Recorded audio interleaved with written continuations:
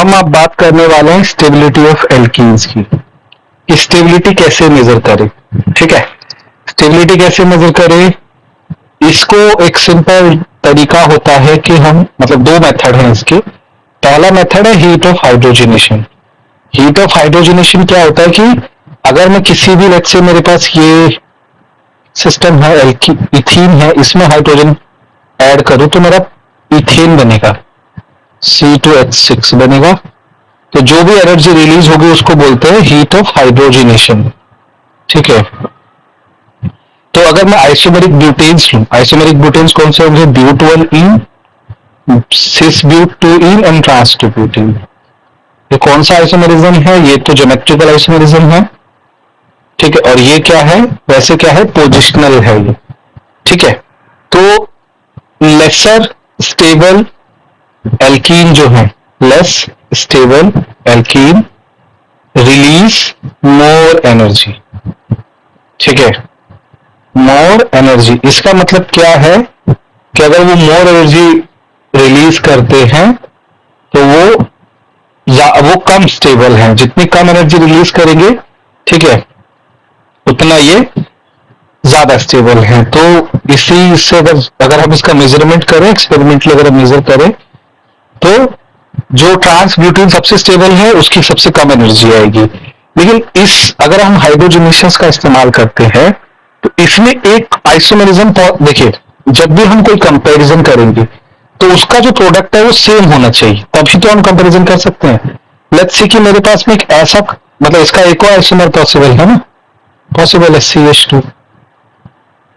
तो इसमें तो भाई नहीं मेजर कर सकते क्योंकि इसका जो एल्कीन आएगा वो कुछ ऐसा आएगा, CH3। ठीक है, और ये CH3, ये तो नहीं है, तो प्रोडक्ट अलग हो गया। तो ऐसे केसेस में हम क्या करते हैं? इन सब केसेस से डील करने के लिए है heat of combustion. Heat of combustion भी similar to heat of hydrogenation है, बट कंबंशन में क्या होता है कि इसमें हम O2 ऐड कर रहे हैं, इसमें 6O2 ऐड करेंगे तो 4CO2 और आई गेस 4H2, हाँ 8 ही है ना, तो 3 8 है। तो और टोटल बैलेंसिंग देख लेते हैं, 4 2 8 12 12 कार्बन कितने हैं? 4 कार्बन 4 कार्बन, हाँ, तो सब बैलेंस है।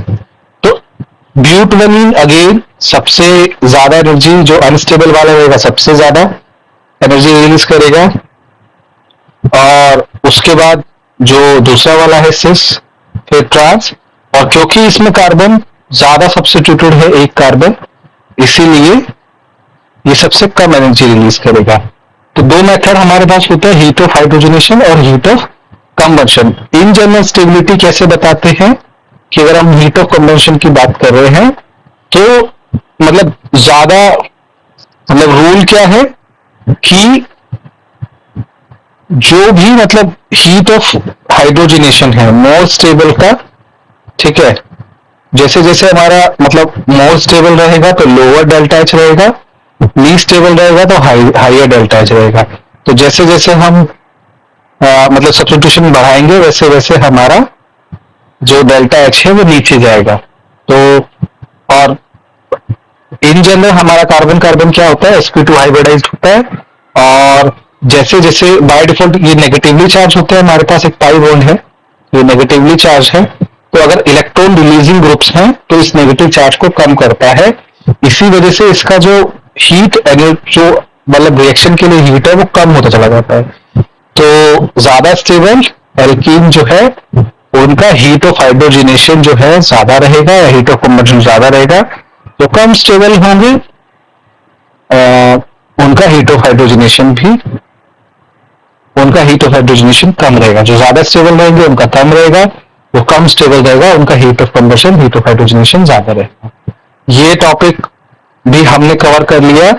नेक्स्ट टॉपिक हम थोड़ा स्टीरियोकेमिस्ट्री की तरफ जाएंगे वापस, क्योंकि एल्कीन्स के में बहुत कुछ आ जाता है। एल्कीन्स पढ़ते हुए अगर एल्कीन, मेरे को ऐसा मतलब लगता है कि एल्कीन्स अल्कोहल और एल्डिहाइड कीटोन्स को ही पढ़ ले तो पूरा ऑर्गेनिक केमिस्ट्री उसको अच्छे से आ गया।